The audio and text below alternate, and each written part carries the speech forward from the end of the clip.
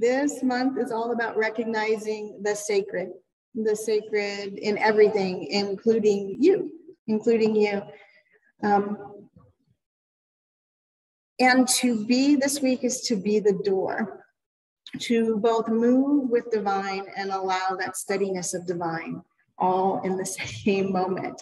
And that sense of actual detachment. And all of us have the opportunity to recognize a spiritual journey in this and to be part of that, to be the door. And we are part of the sacred of the universe.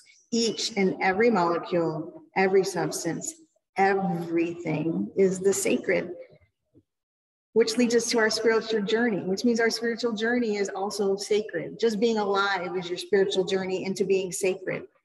And recognizing and being willing to recognize the glory and the divinity in everything.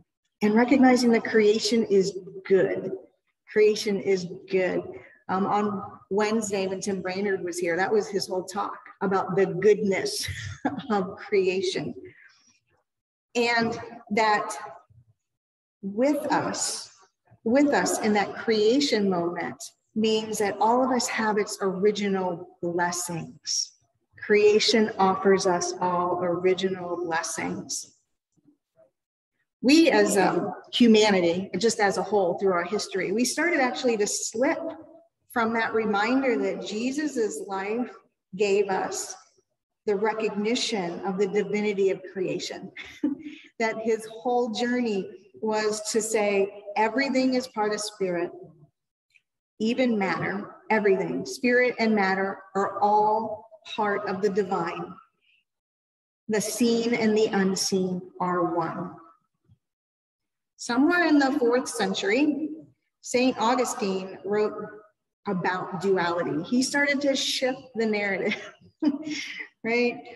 He said that maybe nature and our recognition of science and stuff is not the same thing as everything else, that we are maybe separate from all that's going on around us.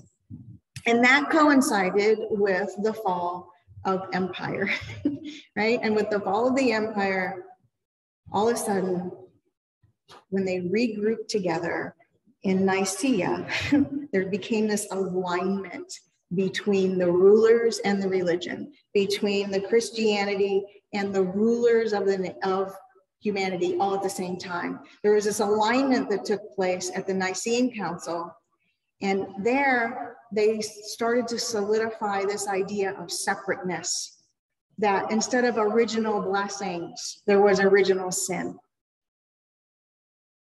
This was very convenient for people that wanted to be in power, because if you're not so worthy and you have some sin that you need to somehow get rid of, then you're led more easily because somebody else has the answers and you do not.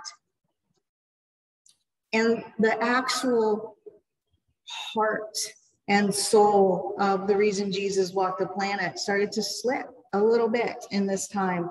And the attachment of being a part of certain categories, like we had to be seen as loyal, we had to be recognized as being loving, we had to have humility in such a way that was in alignment with what authority said humility looks like, what it even meant to be faithful, and what kind of things we needed to do to be faithful. All that became structured. Jesus became a way in which to achieve grace instead of recognizing that he showed we all are already grace. We all are already grace. The spiritual journey, though, when we recognize that, empties all of these misconceptions. Those from our past that are somehow still with us in any way today, way far in the past, like the 4th century, and even things we may have in our own past. We empty ourselves from that. Sally McFaig from the Center of Action and Contemplation, this is a quote from her: "If one understands God to be not a substance, but the active, creative love at work in the entire universe, then loving God is not something in addition to the loving world, but rather the acknowledgement that in loving the world, one is participating in that planetary process, which some identify as God. Pick your word there. We know any word works, right? Universe, divine, God, Jesus, energy. We recognize us as part of the process of self-emptying love at all levels. And when we empty, we can fill up. This is actually detachment. Detachment, I think it's a bad rap on what it actually is. It's like, some people think it's just like, get rid of that. Let's just not pay attention to that. And yet it's that emptying into the recognition that the loving God is us loving the world. That's how we recognize it, and that's how we be. I want to read to you from a little piece from Meister Eckhart. I'll start with his quote: "If the heart is ready to receive the highest, it must rest on absolutely nothing." So we don't hold on to these things that others say we need to do in order to achieve. We rest in that blank space that can be filled with that divine universe. Eckhart says, "You should know that the outer man can be active while the inner man is completely free of this activity and unmoved. Here is an analogy. A door swings open and shuts on its own hinge. I would compare the outer woodwork of the door to the outer man and the hinge to the inner man. When the door opens and shuts, the boards move back and forth, but the hinge stays in the same place and is never moved thereby." Now I ask, what is the object of pure detachment? My answer is that the object of pure detachment is neither this nor that. It rests on absolutely nothing. And I will tell you why. Pure detachment rests on the highest, and he is at his highest in whom God can work all his will. And so if the heart is ready to receive the highest, it must rest on absolutely nothing. And in that lies the greatest potentiality in which we can exist. Again, I ask, what is the prayer of a detached heart? And my answer is that detachment and purity cannot pray. For whoever prays wants God to grant him something, or else wants God to take something from him. But a detached heart desires nothing at all, nor has it anything it wants to get rid of. Therefore, it is free of all prayers, or its prayer consists of nothing but being in that uniform place of alignment with God, with divine. That is the true prayer. Therefore, it is totally subject to divine, and therefore, it is the highest degree of uniformity with divine. It is also the most receptive to divine influence.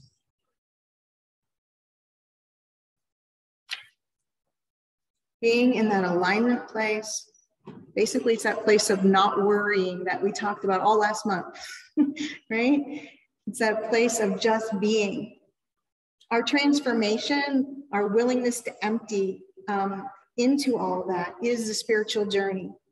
Now, there are 4 steps that are recognized as the spiritual journey. And this is from some of the teachings that Matthew Fox brings forth to us. Now these, I'm going to list the 4, but know that the 4 are interchangeable. We don't do them in a row. It's kind of like the stages of grief. It's not really in a row. It's kind of like a big squiggle all over the place. But at some points we can recognize where we are at in that flow of life. The positive, or the opening, is that first stage. We recognize joy, we experience it. Amazement opens our hearts in some moment, and we're in awe and wonder of our connection, our beingness, and something around us. Much like what I told you earlier about the autumn crocus that popped up in my yard. It's like, wow, that is amazing. That's an amazing little nugget from the universe to share. The second is the negative. So we all experience some kind of suffering or grief or both in our lifetimes. We move into the silence and in the darkness. Some may have an actual dark night of the soul. But in the quiet and that silence and that darkness, sometimes we're able to see even more than ever before. The third is the creative. So it's a creative expression. It's sharing our talents. It's a new birth. It's spirit working through us, flowing through and recognizing that Christ light in all things. And since we talk about recognizing that Christ light each week and have the ability to share, we know none of this is in order because we can be creative and recognize that at any time. And the fourth is a transformation moment where we are in full service, compassion, healing. We are showing and sharing our true nature to the fullest. The archetype for that transformation is the Transfiguration Moment. The Transfiguration Moment. Bishop Mark Andrus says, when we face the archetype of the Transfiguration, we are confronted with our need to distinguish between worldly power and the power of God. The power of God prevails, not just by dominating those who resist it, but by binding itself to the lives and history of humans. The triumph is by means of the acceptance of reality, not its avoidance or its conquest. I'm going to read you the Transfiguration Moment from Mark, just in case we forgot what we're talking about. And in the Gospel of Mark, Jesus took with him Peter and James and John and led them up to a high mountain where they could be alone by themselves. There in their presence, he was transfigured. His clothes became dazzling white, whiter than any earthly bleacher could make them. Elijah appeared to them with Moses, and they were talking to Jesus. Then Peter spoke to Jesus. Rabbi, he said, it's wonderful for us to be here. So let us make 3 tents, one for you, one for Moses, and one for Elijah. He didn't know what to say. They were so frightened. And a cloud came, covered them in shadow. And then there came a voice from the cloud. This is my son, the beloved. Listen to him. Then suddenly, when they looked around, they saw no one with them. Only Jesus. Now, you would think that number 4 in line, transformation and transfiguration, would give us a get out of suffering free card, right? And yet Jesus' most suffering came after this moment in the story.